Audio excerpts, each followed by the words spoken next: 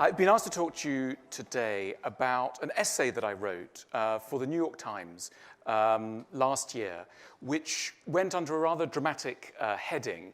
It was called "Why You Will Marry the Wrong Person." And perhaps we can just begin, we're among friends, by just asking how many of you in the room do feel, on balance, that you have married the wrong person? I mean, we're among friends. Honest. Any? Yeah, a lady, that couple of people, 5, 10. I'd say 30 people in the room, and so we always have to treble that. So there's a pretty hefty majority. But I'm here to give counsel and to give consolation for this situation. You know, there's a lot of anger around our love lives, privately held. But a lot of us go around feeling quite enraged, angry privately about the way that our love lives have gone. My task today is to turn that anger into sadness. If we manage to turn rage into grief, we will have made psychological progress. And this is the task today. What lies behind rage very often is an unusual quality, because we tend to think that very angry people are sort of dark and pessimistic characters. Absolutely not. Scratch the surface of any regularly angry person, and you will find a wild optimist. It is, in fact, hope that drives rage. Think of the person who screams every time they can't find their house keys or every time they get stuck in traffic. These unfortunate characters are evincing a curious but reckless faith in a world in which keys never go astray, the roads are mysteriously traffic-free. It is hope that is turbocharging their rage. So if we're to get a little bit less sad and a little less angry about our love lives, we will have to diminish some of our hopes. It's very hard to diminish hope around love because there are vast industries designed to inflate our expectations of love. There was a wonderful quote from the German philosopher Theodor Adorno, who in the 1960s said that the most dangerous man in America was Walt Disney. And the reason for his attack on Walt was because he believed that Walt was the prime agent of hope, and therefore of rage, and therefore of bitterness. And he thought that it was the task of philosophy to let us down gently, which is what I'm going to be doing today. So remember the theme of the talk, why you will marry the wrong person. There are a number of reasons why this is going to happen to you, or has maybe already in the privacy of your heart happened to you. I should say that it's not that bad. And the reason is that all of us will not manage to find the right person, but we will probably all of us manage to find a good enough person. So, and that's success, as you will come to see. One of the reasons why we're not going to be able to pull this one off as successfully as we might have hoped at the outset of probably our teenagehood when we were contemplating love, is that we are very strange. I'm very strange, and you're very strange. You don't let on, and we're not going to do anything very dangerous, but we are basically psychologically quite strange. We don't normally know very much about this strangeness. It takes us a long, long time before we're really on top of the way in which we are hard to live with. Does anyone in this room think that they're quite easy to live with, on balance? Yeah? Oh my goodness. Okay. I don't want to be rude, but please come and see me afterwards. I know that you're not easy to live with. And the reason is that you're Homo sapiens, and therefore you are not easy to live with. No one is. But there's a wall of silence that surrounds us from a deeper acquaintance with what is actually so difficult about us. Our friends don't want to tell us, why would they bother? They just want a pleasant evening out. They're not. Our friends know more about us and more about our flaws, probably after a 10-minute acquaintance. A stranger will know more about your flaws than you might learn over 40 years of life on the planet. Our capacity to intuit what is wrong with us is very weak. Our parents don't tell us very much. Why would they? They love us too much. They know. They can see, of course. I mean, they followed us from the crib. They know what's wrong with us. They're not going to tell us because they just want to be sweet. And our ex-lovers, a vital source of knowledge, they know. Absolutely, they know. But do you remember that speech that they gave? It was moving at the time when they said that they wanted a little more space and were attracted to travel and were interested in the culture of Southeast Asia. Nonsense. they thought lots of things were wrong with you, but they weren't going to be bothered to tell you. They were just off out of there. Why would they bother? So this knowledge that is out there is not in you. It's out there, but it's not in you. And so therefore we progress through the world with a very low sense of what is actually wrong with us. Not least, all of us are addicts. Almost all of us are addicts. Not injecting heroin as such, but addicts in the sense, we need to redefine what addiction is. I like to define addiction not in terms of the substance you're taking. In other words, I'm a heroin addict, I'm a cocaine addict. No. Addiction is basically any pattern of behavior whereby you cannot stand to be with yourself and certain of the more uncomfortable thoughts and, more importantly, emotions that come from being on your own. And so therefore you can be addicted to almost anything so long as it keeps you away from yourself, so long as it keeps you away from tricky self-knowledge. And most of us are addicts. And thanks to all sorts of technologies and distractions, etc., we can have a good life where we will almost certainly be guaranteed not to spend any time with ourselves, except maybe for certain kind of airlines that still don't have the gadgets to distract us. But otherwise, you can be guaranteed you don't have to talk to yourself. And this is a disaster for your capacity to have a relationship with another person, because until you know yourself, you can't properly relate to another person. One of the reasons why love is so tricky for us is that it requires us to do something we really don't want to do, which is to approach another human being and say, I need you. I wouldn't really survive without you. I am vulnerable before you. And there's a very strong impulse in all of us to be strong and to be well defended and not to reveal our vulnerability to another person. Psychologists talk of two patterns of response that tend to crop up in people whenever there's a danger of needing to be extremely vulnerable, dangerously vulnerable, and exposed to another person. The first response is to get what psychologists call anxiously attached. This is attachment theory, some of you may know. So when you are anxiously attached to somebody, rather than saying, I need you, I depend on you, you start to get very procedural. You say, you're 10 minutes late, or I think the bin bags need to be taken out, or you start to get strict when actually what you want to do is to ask a very poignant question, do you still care about me? But we don't dare to ask that question. So instead, we get nasty, we get stiff, we get procedural. The other pattern of behavior, which psychologists have identified, and it tends to apply to people who are in this room, in other words, A-types, very outgoing types, strivers, you become, in relationships, tell me if I'm wrong, you become what is known as avoidant, which means that when you need someone, it's precisely at that moment that you pretend you don't. When you feel most vulnerable, you say, I'm quite busy at the moment. No, I'm fine, thanks. I'm busy today. In other words, you don't reveal the need for another person, which sets them off into a chain of wondering whether you are to be trusted. And there's then a cycle of low trust. So we get into these patterns of not daring to do the thing that we really need to do, which is to say, even though I'm a grown person, maybe I've got a beard, maybe I've been alive for a long time, I'm 6'2", etc., I'm actually a small child inside, and I need you, like a small child would need its parent. This is so humbling that most of us refuse to make that step and therefore refuse the challenge of love.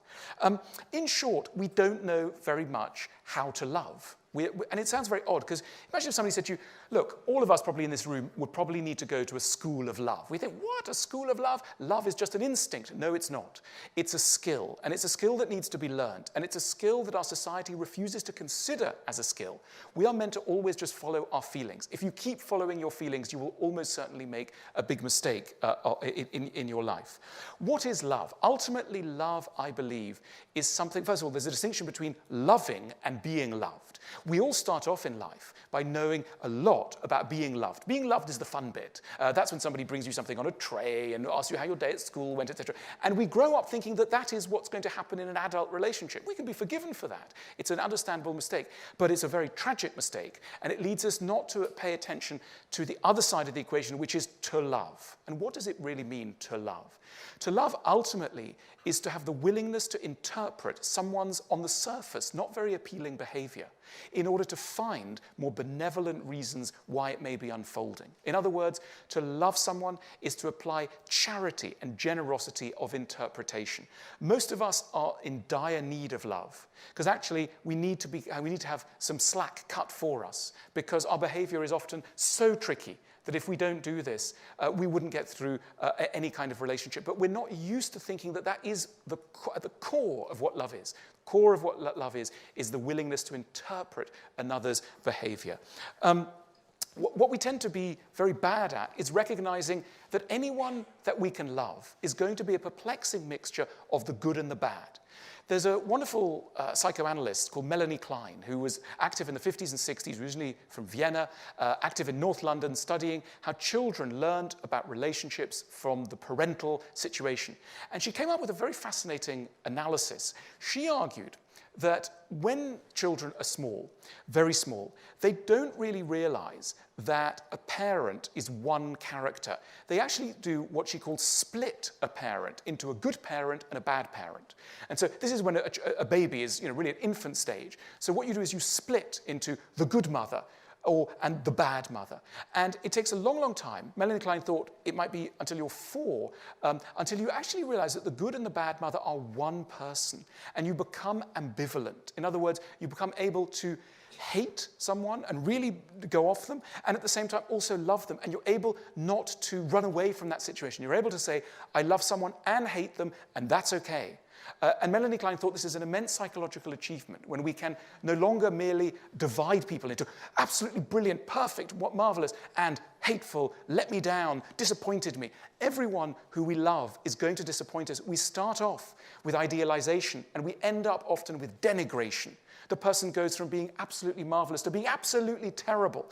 Maturity is the ability to see that there are no heroes or sinners really among human beings, that all of us are this wonderfully perplexing mixture of the good and the bad. And adulthood, true psychological maturity, and you may need to be 65 before it hits you, I'm not there yet, is the capacity to realize that anyone that you love is going to be this mixture of the good and the bad. So love is not just admiration for strength. It is also tolerance for weakness and recognition of ambivalence. The reason why we're going to probably make some real mistakes when we choose our love partners, some of you in this room have made some stunning mistakes. Now, why is this? The reason is that we've been told that the way to find a good partner is to follow your instinct, right? Follow your heart. That's the mantra. And so we're all the time reminded that if we stop reasoning, analyzing. By the way, are there people in this room who think that you can think too much about your emotions? That sort of view, people go, yeah, you can think too much. A few people, okay, you can't think too much. You can only ever think badly. But there's no such thing as thinking too much about emotions. But the problem is we live in a romantic culture that privileges impulse. Now, when it comes to love, something tricky occurs because you don't have to be a paid-up believer in psychotherapy or psychoanalysis to realize that the way we love as adults sits on top of our early childhood experiences. And in early childhood, the way that we learned about love was not just via experiences of tenderness and kindness and generosity. The love that we will have tasted as children will also be bound up with experiences of being let down, being humiliated, maybe being with a parent who treated us very harshly, who scolded us, who made us feel small in some way. In other words, quite a lot about our early experiences of love are bound up with various kinds of suffering. Now, something quite bad happens when we start to go out into the adult world and start to choose love partners. We think we're out to find partners who will make us happy, but we're not. We're out to find partners who will feel familiar. And that may be a very different thing, because familiarity may be bound up with particular kinds of torture. And this explains why sometimes people will say to us, look, there's a wonderful person, you should go and date them. They're good looking, they're charming, they're all sorts of things. And we go out with them and we date them. And we do recognize that they're really wonderful and amazing. But we have to confess to our partners, to our friends, that actually we found this person, often we struggle with the vocabulary. We say, maybe not that exciting, or maybe not sexy, or a bit boring. But really what we mean is that we've detected in this really quite accomplished person someone who will not be able to make us suffer in the way that we need to suffer in order to feel that love is real. And that's why we reject them. So we are not merely on a quest to be happy. We are on a quest to suffer in ways that feel familiar. And this radically undermines our capacity to find a good partner. Here's another reason why we're going to come unstuck in the field of love. We tend to believe that the more a lover is right for us, the less we're going to have to explain about who we are, how we feel, what upsets us, what we want. We believe, rather as a young child believes of its parent, that a true lover will guess what is in our minds. One of the great errors that human beings make is permanently to feel that other people know what's in their minds without us having said what's in our minds. It's very cumbersome to use words. It's such a bore. And when it comes to love, we have this deep desire that will simply be understood wordlessly. It's touching, it's a beautiful romantic idea, but it also leads to a catastrophic outbreak of sulking. Now, what is sulking? Sulking is an interesting phenomenon. We don't just sulk with anyone. We sulk with people who we feel should understand us, and yet for some reason have decided not to. And that's why we tend to reserve our sulks for people who we love and who we think love us. And they tell us something, they unwittingly will trigger a negative reaction in us, and we'll sulk. And they'll say, "What's wrong with you, darling?" And we'll say, "Nothing." And they'll say, "But come on, you're upset." And we'll go, "No, I'm not. I'm absolutely fine." And it's not true. And we'll go upstairs and we'll shut the door and we won't tell them what's wrong with us. And then they'll knock at the door and they'll say, "Please, just tell me." And we'll say no, because we want them to read our souls, because we expect that a true lover can understand what we feel and who we are without us speaking. This is a catastrophe for our capacity to form lasting relationships. If you do not explain, you can never be understood. The route to a good marriage and to good love is the ability to become a good teacher. Now, teaching sounds like a narrow profession. Those guys in tweed jackets and fusty with a chalkboard, etc. I'm not talking about that kind of teaching. All of us, whatever our job aspirations, whatever it is we do, have to become teachers. Now, teaching is merely the word that we give to the skill of getting an idea from one head into another in a way that is likely to be accepted. And most of us are appalling teachers. Most of us teach when we're tired, when we're frightened. What are we frightened of? We're frightened we've married an idiot. And because we're so frightened, we start screaming at them. "You've got to understand." And the thing is that unfortunately, by the time you've started to humiliate the person you want to understand something, lesson over. You will never get anyone to understand what you want them to understand so long as you make them feel small. In order to teach well, you need to be relaxed. You need to accept that maybe your partner won't understand. And also, you need a culture within a couple that two people are going to need to teach each other and therefore also learn from one another. And this brings me to the next reason why you're going to have a very unhappy relationship, probably. And that is because you probably believe that when somebody tries to tell you something about yourself that's a little ticklish and a little uncomfortable, they are attacking you. They're not. They're trying to make you into a better person. And we don't tend to believe that this has a role in love. We tend to believe that true love means accepting the whole of us. It doesn't. No one should accept the whole of us. We're appalling. You really want the whole of you accepted? No, that's not love. The full display of our characters, the full articulation of who we are, should not be something that we do in front of anyone that we care about. So what we need to do is to accept that the other person is going to want to educate us and that it isn't a criticism. Criticism is merely the wrong word that we apply to a much nobler idea, which is to try and make us into better versions of ourselves. But we tend to reject this idea very strongly. Is there any hope? Of course there's hope. Look, I mentioned the word good enough. It's a phrase taken from a wonderful English psychoanalyst called Donald Winnicott. He had a lot of parents who would come to him and say things like, "I'm so worried, I'm not a good parent, my child has this problem or that problem," etc. And he came up with a wonderful phrase. He said, "You are most likely to be a good enough parent." And it's a relief from our otherwise punishing perfectionism. The good thing is that none of us are perfect, and therefore we don't need perfection. And the demand for perfection will lead you to only one thing: loneliness. You cannot have perfection and company. To be in company with another person is to be negotiating imperfection every day. Incompatibility. We are all incompatible. But it is the work of love to make us graciously accommodate each other and ourselves to each other's incompatibilities. And therefore, compatibility is an achievement of love. It isn't what you need from the outset. Of course, you're not going to be totally compatible. That's not the point. It is through love that you gradually accept the need to be compatible. We probably can't change our types, right? So all of us many of us have got types who are going to cause us real problems. They may be too distant, they may be arrogant, they're going to torture us in some way.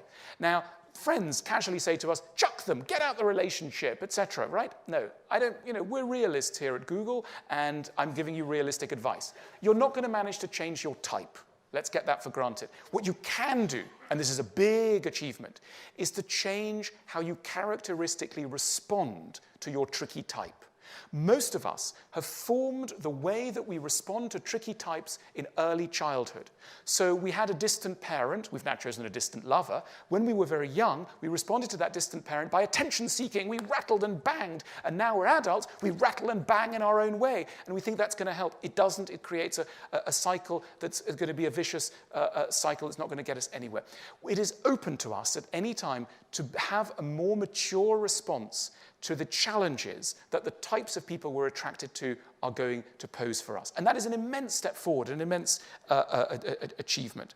The other thing we should do is recognize the nobility of compromise. One of the most shameful things to ever have to admit is to say, this is my partner, I've compromised. In choosing them, I've compromised. Oh, why have you compromised? Well, I'm not that attractive myself. I've got lots of problems. I'm a bit nutty. Frankly, I couldn't pull anyone better, but they're very nice. They're okay. Now, you would think, loser. It's not true. Compromise is noble. We compromise in every area of life. There's no reason why we shouldn't compromise in our love lives. Maybe we're sticking around for the children. Good. People say, oh, they're only sticking around for the children. That's a wonderful reason to stick around. Why else are you going to stick around?